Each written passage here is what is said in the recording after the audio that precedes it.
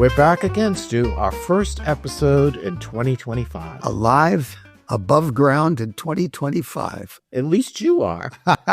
There's some people who aren't, and some people I'd like to see underground. But how's that for a New Year's resolution? Well, actually, that would be an interesting subject. But should you make any New Year's resolutions? Well, and if so, should one of them be that you're going to be a much more positive fellow in 2025? You know what's kind of funny, Stu? I have come up with some New Year's resolutions for you. What are they? And I know this is presumptuous because but the first one I was going to note was it's time for you to become more intolerant and less kind and to stop talking to people on the streets. They are dangerous, and we are in New York, and it's time for you to be meaner, Stu. Is that in the cards for you? I have my moments. I just don't voice them sometimes. Well, but I think that's inconsistent. I think with an effort on your part to be kinder, wishing me to be meaner. I think you should be meaner, and I think I should be even meaner. We're going to be but I don't do resolutions generally. I think it's foolish. But it's the same thing as every other day. Let's go. But I have one more resolution before we get going. For me? Yeah. Okay. You have to promise us and our listeners who are concerned about your health to stop eating. He knew that was coming. At the hepatitis spas that you go to. We really are concerned. You don't have to go to expensive restaurants. I don't have to see you at the Guinui or whatever the hell it's called. We don't have to see you there. We know that's not going to happen. But the least you could do is upgrade slightly. And no eating food from people in a park. No. But Can we proceed? He's not taking me serious. I take you serious. Well, all right, we can proceed. I knew my resolutions were going to fall on deaf ears. No, I heard them. But you're not going to do anything about it. You're going to do the opposite. You'll probably try to convince me to go for fish bowls. Fish bowls, the noodles. But speaking of people under the ground, right before the new year, one of our presidents at 100 years old, Jimmy Carter, passed away. And I was going to have a little discussion about his legacy. Would it be fair to call it a eulogy? No. At Catholic funerals, we do not do eulogies. Okay, right? I meant something positive and something upbeat. Well, I don't think there's a lot of positive things to say about Jimmy Carter, but I was going to start by saying in the obituaries and the online chatter and on the news, he has been lavished with praise. It's almost as if he never was one of the worst presidents we ever had, except Biden in my lifetime. But it is true. He engaged in a lot of humanitarian work after his presidency, one of which was the whole Habitat with Humanity that he founded, I believe, in 1984. Habitat for Humanity. Habitat for Humanity. Thank you, Stu, for that correction. Yes. I could see you're being meaner. And, he helped repair and build homes. And it was a beneficial thing. He also was involved in some public health issues and eradicating the guinea worm and saved lives in Africa. Right, monitoring elections and advocating for peace in North Korea, Sudan, and Haiti. And he also brought to the attention the whole Rwandan genocide, which that rapist Clinton ignored. And so for that, he has some pluses. But he also wanted to know that Israeli-Egyptian thing he brought about it. That was while he was president. Yes. But that was before. We're talking about post-presidential. Oh, okay. And then he won the Nobel Prize in 2000. And this, as I mentioned, all occurred after his presidency because he left office with a kind of a stain on his record. He was only 56 years old. And his 4 years in office, besides the Egyptian-Israeli agreement, was not a successful president. Agreed. And part of the reason he wasn't a successful president is because, unlike Joe Biden, he is not an unintelligent man. I think he was a highly intelligent man. He was just a naive. Naval Academy grad. Right. And he was at the top of his class. He wasn't at the bottom of his class of an undistinguished law school. I love to say that about sleepy, stupid Joe Biden. But overall, there are a lot of domestic problems in the United States under his rule. And he also had this whole sanctimonious kind of attitude, I feel. He thought he was morally righteous. And let's face it, you're a politician. Get real. So you think it was a put on? You think I think, I don't know if I go so far as to say it was a put on, but I think if you want to be successful in politics, you have to be a pragmatist. You cannot be like so wedded to your like Baptist teachings. And, you know, I think like, for example, at his inauguration, he decided to walk down Pennsylvania Avenue in the freezing cold. You're the president of the United States. We do not want a commoner in the White House, Jimmy. I don't think that implies being a commoner. I think that showed a certain common man approach and a practicality, and showing others what he could do. He could walk down the street in the cold. He didn't need the pomp and circumstance. Well, part of being a president is the pomp and circumstance and having the gravitas that makes you president and leaves other nations fearful of you. Walking down the street like a street cleaner with his befuddled daughter, and he also sent his daughter to a public school in D.C. and refused to send her to Sidwell Friends, and that was a disaster too, because she was like, at the time, D.C. public schools were basically mostly African American. She had to go in with Secret Service. It was crazy. I mean, it's no common sense. It was a sanctimonious act, and it wasn't good for her daughter. For the daughter, she needed to be in a kind of comfortable environment, not sent as a non-performing DC public schools because he had to prove a point. But these are just minor things, Stu. These are just minor things. Under his presidency, he spent billions and billions of dollars. He fueled stagflation, which was some of the highest inflation we've ever had, perhaps even more than Biden caused. And we had some of the highest unemployment. Now, Biden hasn't really had the high unemployment that Jimmy Carter had. Now, we can also talk about the gas lines and the energy crisis that appeared under his watch, and that was a direct result of his failed foreign policy, which were probably the most disastrous. He also had, before I even get to that, he thought he was too good to negotiate with Congress. He had very poor relations with his own party. And during this whole period where people were really upset about the economy and the way things were going, he gave a speech in a cardigan, no less. How unpresidential. Should have been in a suit. And he talked about the national malaise. Well, he was a national malaise. And now let's get to the biggest, probably most... Oh, and I forgot, now we can talk on foreign policy. He had a very naive approach to the Soviet Union. They were an evil empire. They were expanding throughout the world. They were on the march, and they weren't to be trusted. And under his watch, we had the invasion of Afghanistan in 1979, which turned out to be a disaster for the Russians, but that's another story. But the most disastrous one was the Iranian Revolution in 1979, where he pulled the rug out from our long-term ally, the Shah of Iran, and allowed the Iranian revolution to unfold. And what he created was the Ayatollah Khomeini, a radical anti-American regime. We lost a key ally in the Middle East as a consequence of his idiocy, and one of the things Iran was at before Jimmy Carter did his handiwork was an ally who wasn't going to affiliate or allow the Soviet Union to have influence in the Middle East.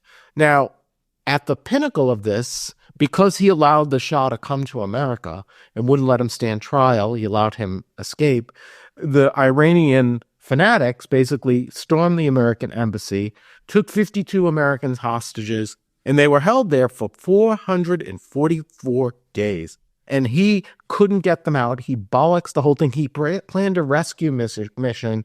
That was a disaster, and I think the helicopters blew up in the desert, right? Sand in the rotor blades, wasn't that? Something like that.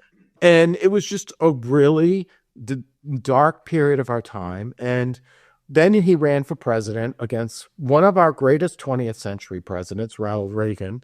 And at the time, the media was talking about how Reagan was going to cause a nuclear war, how he was a B-grade Hollywood actor, how he was a dunce, and all the rest.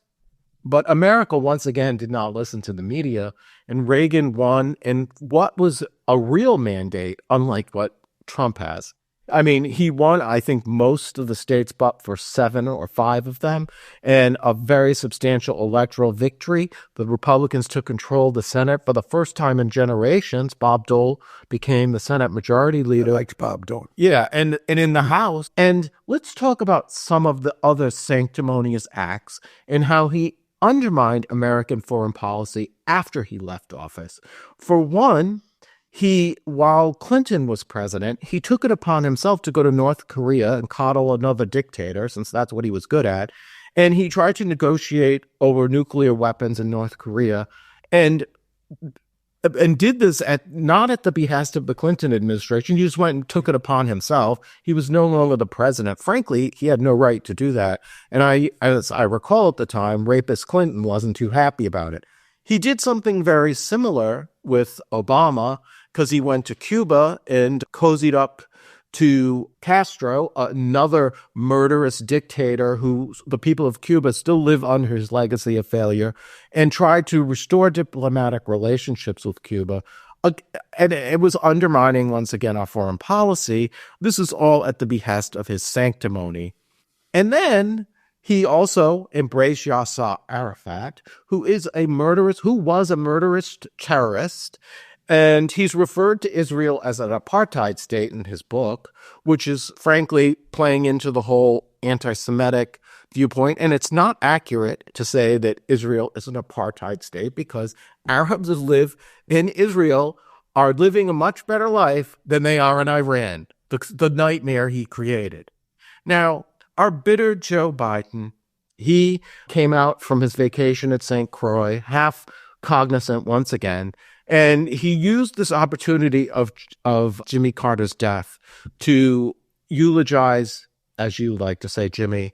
And he somehow finds himself very similar to Jimmy Carter, which isn't true. And he went on to emphasize how he was from a period of decency. I don't know if you saw it. No. And he was like gritting his teeth because it was obviously a veiled attack on Trump. But what makes Biden think he's anything like Jimmy Carter? Jimmy Carter, I've gone over his flaws and why he wasn't a good president and why he's a sanctimonious dunce, but he wasn't like Biden. But I don't think Jimmy Carter would have pardoned his drug addict son who cheated on his taxes and violated gun laws. And I don't think, although when he left the White House, he left in a very bitter manner. Him and Rosalind were pissed because they had lost to people they perceived lesser than them. Unfortunately, he didn't leave with the lack of grace Trump left the first time, but it wasn't the most graceful exit. And I don't think him and the Reagans ever really mended fences, even though Reagan was obviously a far better president. So I guess at the end of the day, I am sick and tired of listening to liberal media praising this mediocre man just because he went around and built houses for the poor. He was a terrible president who caused lots of damage, and we're still dealing with the Iranian problem that was on his doorstep and under his watch.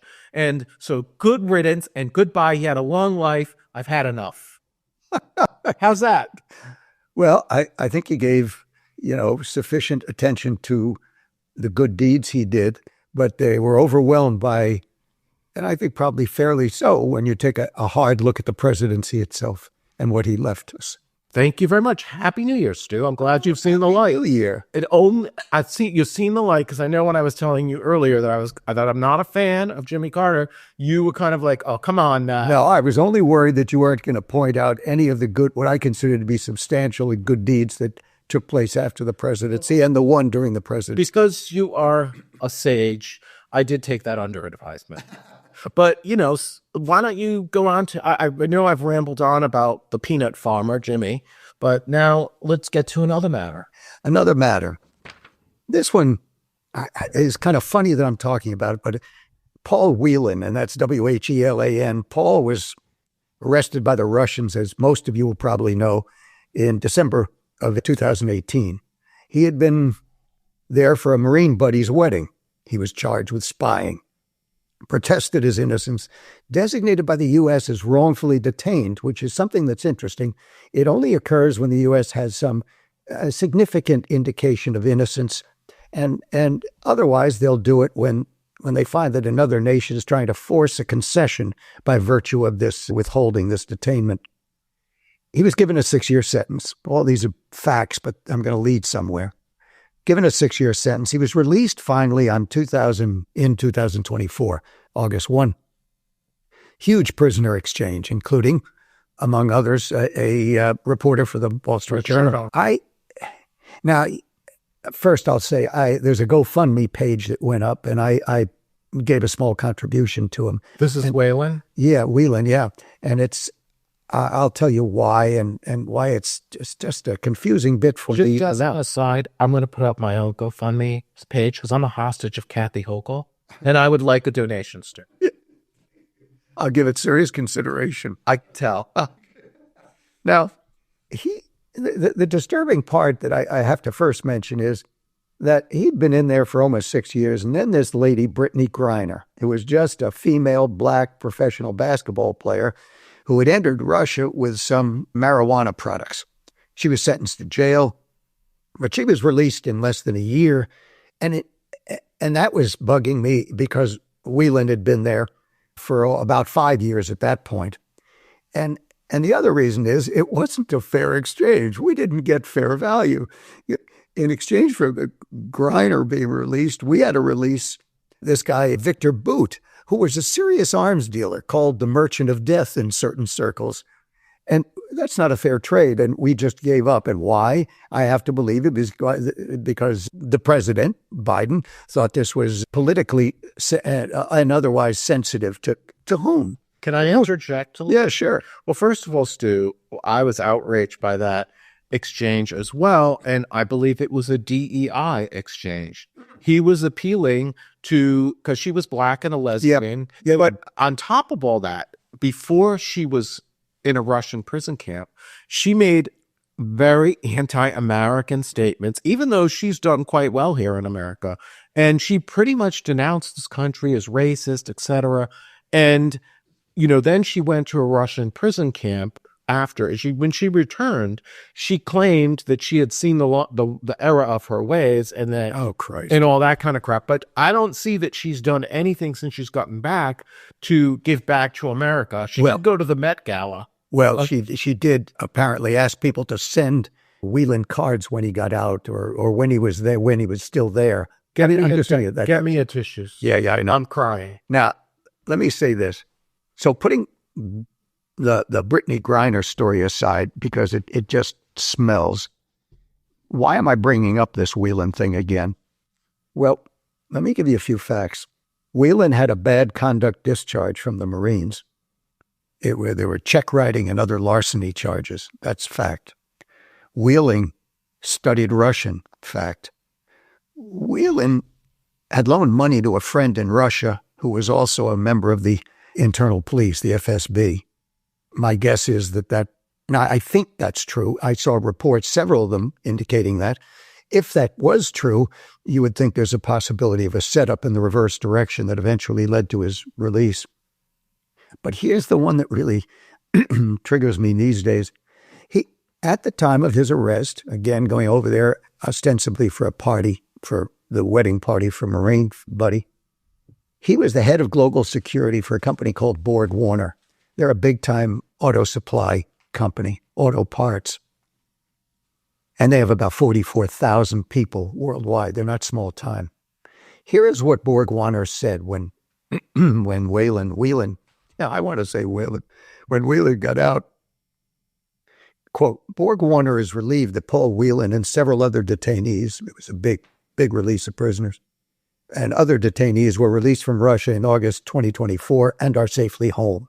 While the purpose of Mr. Whelan's trip to Russia in December 2018 was personal and not business-related, Borg-Warner provided him with financial and other support through the duration of his employment with the company while he was unjustly detained.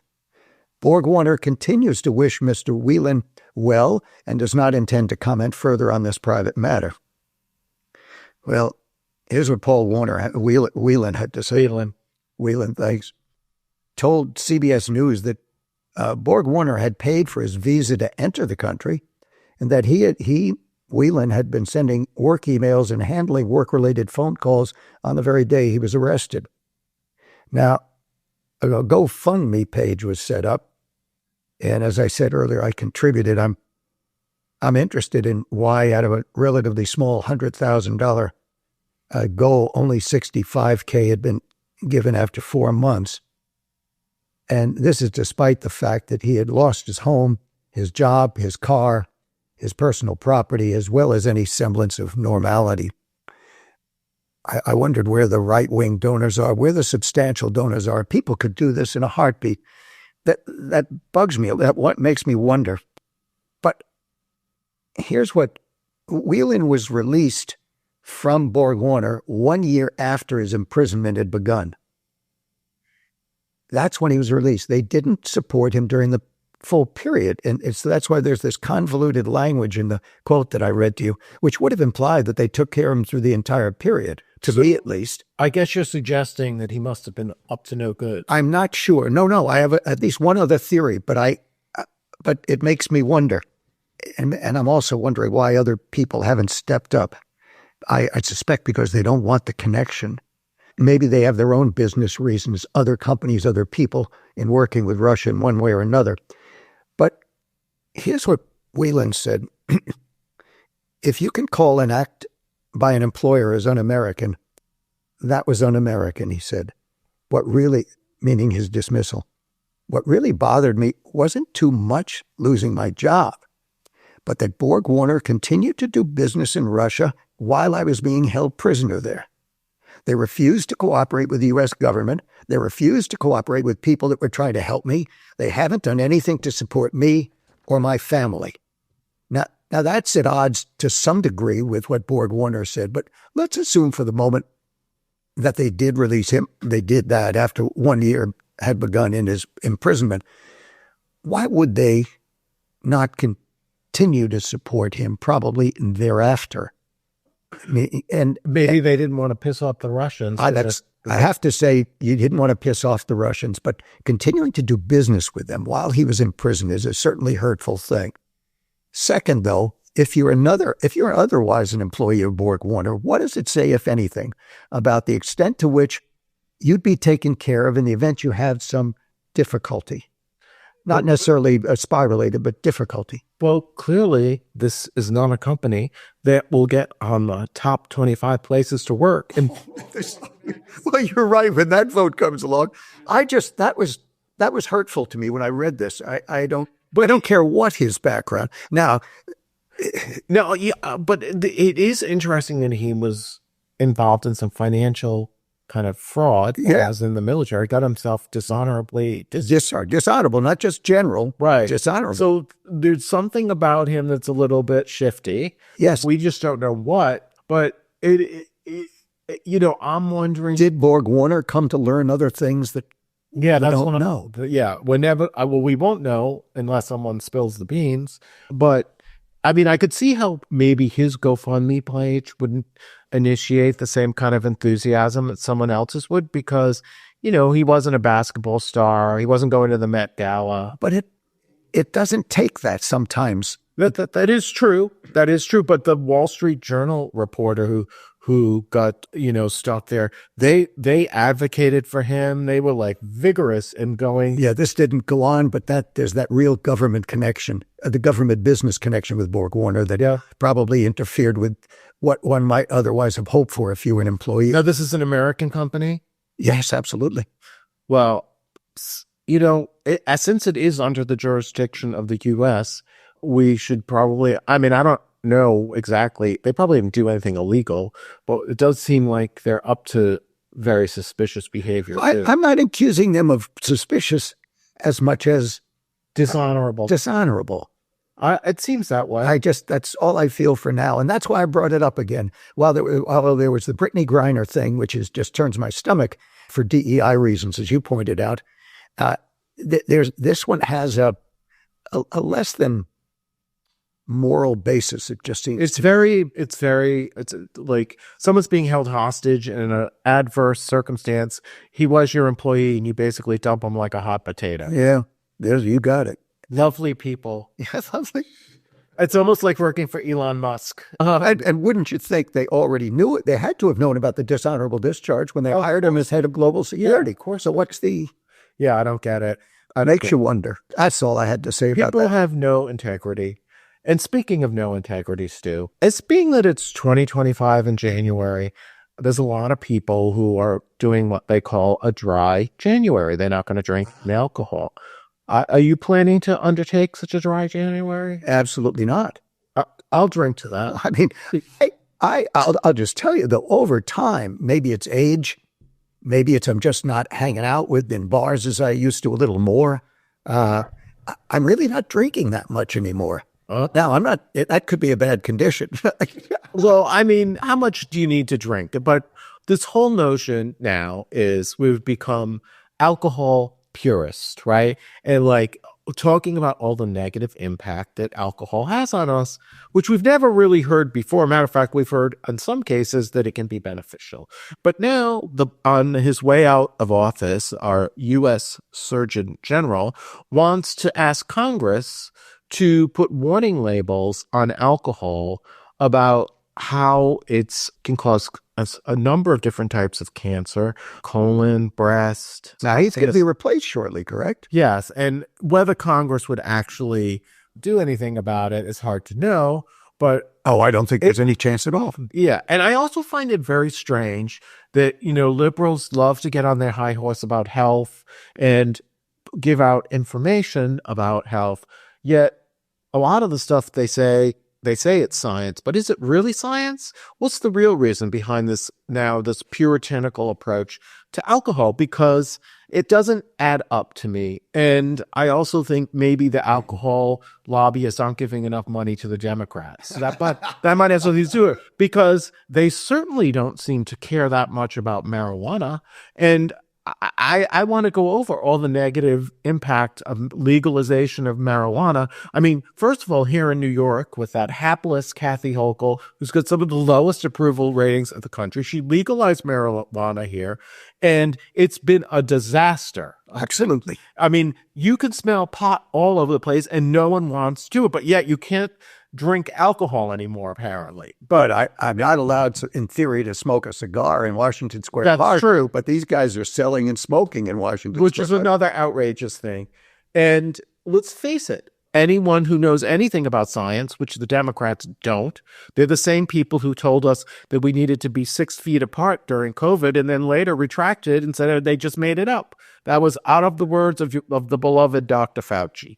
But marijuana smoke contains the same chemicals that cause lung cancer as cigarettes. So, why is marijuana not having a warning label? Why are we talking about that? And 2, there's a link between marijuana and testicular cancer. Now, I realize Democrats don't have balls, but come on now, we have to preserve the next generation. It also do it through immigration. Yeah, that's right. Letting our borders be flooded. It also causes cognitive impairment, which we've discussed, attention issues, and impairs decision making. It can trigger anxiety and paranoia with those who have predisposition to mental illness. It can cause depression, and it can also result in periods of psychosis and schizophrenia. So, and it can also impact your heart. It weakens your immune system. And in adolescence, it also can impact brain development, learning, attention, and cognitive functioning.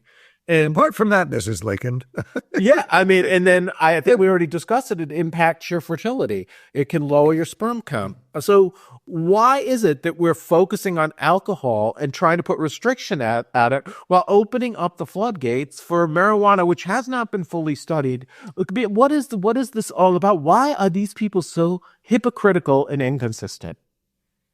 oh, I can't answer that. I mean, usually there's a political answer, there, a money issue or a But I think this whole marijuana legalization thing has been a complete disaster, and it's only a states wanting to get more money.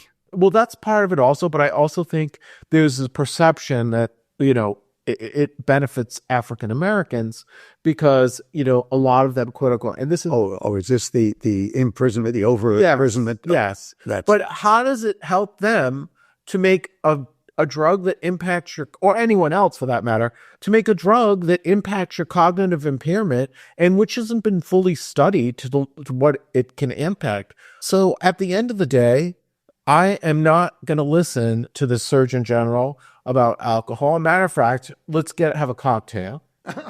Okay. I like the idea. And I say we need to be highly suspicious of these warnings because I've had enough of liberal scientific pontification. Thank you, Doctor. A doctor? I'm not really a doctor, but You've played one the time. well, I'm more of a doctor than Dr. Fauci is a quack and all the rest of them. Okay, go ahead. I know we've had a lot of, recently, just lots of crime in the subways. It's not being overly stated. It's being fairly stated. And it's sick and it's unfortunate. And people are being, knifed and shot and thrown on the tracks and all that stuff. I have a personal subway story that I thought I might bring up at this time. It happened a few years ago. I was on my way to an open mic, a so-called open mic at some club down in Midtown. And that's where a mic is open for anyone who wants to stand in line, come up and do what they want to do. Hopefully you get seen, recognized, whatever you do it. So I was dressed in khakis and a blue button-down shirt, my standard blue button-down shirt and loafers. And I was on the subway looking relatively clean cut on my way uptown. The train is busy. All the seats are taken, but there were not a lot of people standing in the aisle. Across from me was what I'll call a Nepalese or Pakistani or Indian kind of fellow. And he was eating sushi. Don't you love New York? I do. No, wait a minute. I do. I understand. Sometimes people have to eat if they'd only take care of their stuff. That's all I ask. So he's eating his sushi. At some point, he takes one of those green little wrappers, in the sushi little platforms, what do you call them? They have little barriers, the bento kind of things. He takes one of the green little plastic wrappers and he throws it consciously, intentionally, throws it on the floor. Well, I have this thing about litter, and especially in public places, I just don't understand why people could be so inconsiderate and selfish. But I'm holding it back. I'm holding back my desire to move forward on that matter because he's got soy sauce there. And I'm thinking, if this thing starts into something, I'm going to get through it and I won't be able to go to the open mic. This was what was on my mind. So I'm holding it back. He then does it a second time and I couldn't take it. I yelled out, "You pig." I did. Okay, so now he starts coming back to me with a mixture of some foreign tongue and eventually some English, spouting it loud all over the subway car, and people are now, sitting back, not wanting to become involved, except one lady, black lady. She's about 3 or 4 seats to his right, and she starts getting in his face, not going over to him, but saying, what she thought about his vulgarity. And then he's spouting at her. I finally get up, and when he did it the second time, I got up and I had a small umbrella, a folded umbrella, a 1.5 foot long in my left hand. And I got up and went over to him when I said something else. And so I was awaiting the disaster to unfold. And she gets into it with him. So now he hasn't gotten up. He hasn't gotten up and faced me, but he's yelling. The two of them are yelling at each other. And she was about to go after him. So finally, The doors open and he hustles out, and she starts to leave the subway. I go grab her. I go grab her and tell her, no, it isn't worth it. I don't want you to get in trouble. Stay on, go wherever you were going. And the story ended. He's getting out. The pièce de résistance. He took the remainder as he left. He took the remainder of his sushi and threw it on the floor. Okay, Stu. Okay. I don't even know where. First of all, what is it about you in your attire? Because remember, we had the story of you in the park, and you were dressed kind of shabbily. Yes. This time you weren't. And also, it always involves Asian food, no matter where you go. This time it's soup. Well, and it was not that. That's one way of looking at it. I think it was litter that got me, not necessarily the Asian food. It may be the litter, but it's interesting that she'll eat food from places that are like, probably like, you know, I don't even know what kind of unsanitary conditions, and then you're getting upset about litter. I don't know what they have to do with each other. Because you're eating in unsanitary places. No, yes, you are. But I will say, I do appreciate you calling this guy a pig. It's almost, maybe this is an awakening. You can go back to that experience and be more vocal, more hateful, and more insulting towards people. And look at the trouble you cause. Oh, you gotta be careful when you do these things, because some of the stuff I end up doing can, just get the hell kicked out of me. Well, that's probably true, but you were a veteran. Well, yeah, I have on other occasions, not today, I have one or two more subway stories that will. Well, hopefully, whatever they do, they will not entail Asian food. Yeah, that's all I want to hear. But anyway, Stu, that's it. 2025. I say drink up, screw dry January, screw Joe Biden, good riddance to you. I hope your vacation in St. Croix sucked as bad as your presidency did. And R.I.P. Jimmy Carter. Some people will miss you. I won't. Jimmy Carter, I say Godspeed, Jimmy Carter. Even though the presidency wasn't great, you did great work in the world, and I appreciate that. Bye.